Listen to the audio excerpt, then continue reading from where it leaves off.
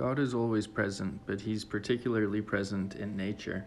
So if you're trying to connect with him, the best way to do that is to go outside and observe the natural beauty around you.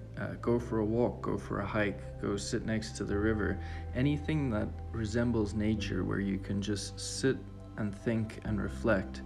And that's when it's easiest to pray and connect with God and really have your prayers answered. If you're between four walls, you're likely going to be distracted by the day-to-day grind of work, eat, sleep, repeat.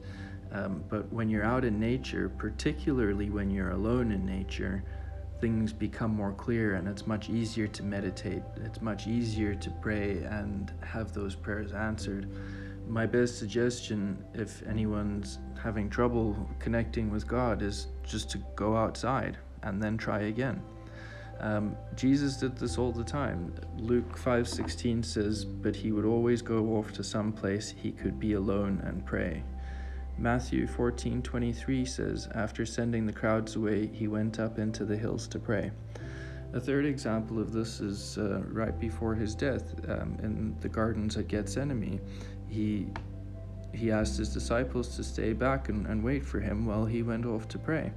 So this just confirms that it's easier to connect with God when you're alone and when you're in nature.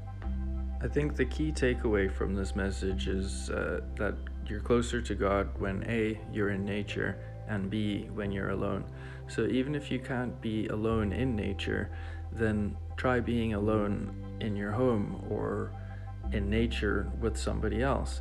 But the combination of the two is going to be the ultimate time for you to reflect and really think and get closer to God and connect.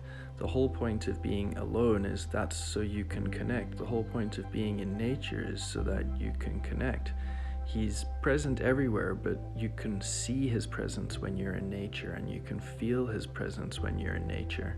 And when you're alone, you can feel his presence because there's nothing distracting you.